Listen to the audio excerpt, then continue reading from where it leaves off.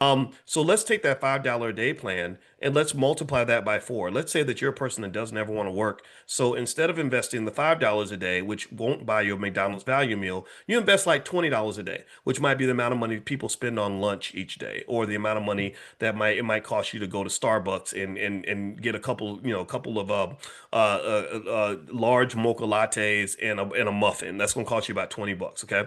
So you do $20 a day, which sounds like a lot, but actually, if you go over 30 days, that's about $600 a month. That's a tall order for sure for a lot of people. But I want you to really think about the fact that I know lots of people who are living paycheck to paycheck who spend $600 a month on their car note, right? And that's not, we know, ain't nobody really never needed no $600 car note. You could have bought that Toyota Corolla, but you wanted to roll in something nice, and I'm not mad at you for that. That's fine.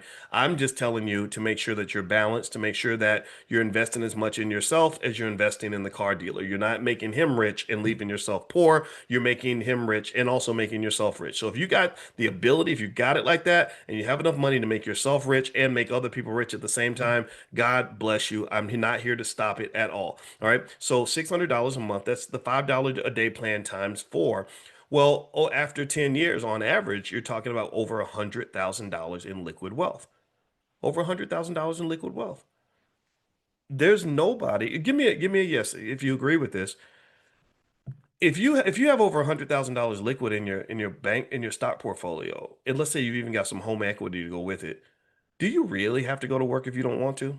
Like if you absolutely positively had to stop working, would you at least kind of feel like I'm gonna be okay? Like I'm not saying that you're set for life. I'm not saying that you never have to figure out ways to make more money, but would you at least feel like you have some breathing room, right? Like would you like really I'd be like, okay, well, you know what? I needed that job, I needed the income, but we got 120K in the bank, so we're gonna chill for a minute. We're gonna go on vacation and think about what our next move is gonna be, right? So then at that point, you're kind of in this really beautiful floating space where you can breathe easy. There's no night sweats over money. There's no sort of constant stress and pressure and anxiety that really affects your mental health because the money's tight, right? It's hard to go through life when money's always tight. It sucks when money's blocking you from everything that you love, everything that you want to do. You're like, man, I would love to go on a cruise, but damn, the money. I'd love to take a vacation because I need a mental health break, but the money, right? I'd love to go see my mama before she dies, but I can't because of the money. I got to go back to work.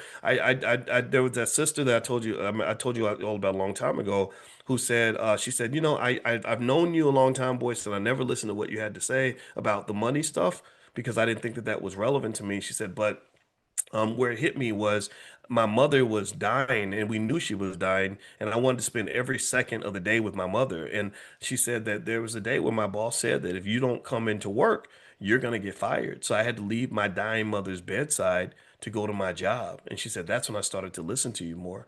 And I said, man, and I said, I'm so sorry you had to go through that. I said, and if you, what you said is really the crux of why I do what I do every day, because I want you to understand, I don't talk about money because I worship money or I love money. I talk about money because there are so many things that are more important than money.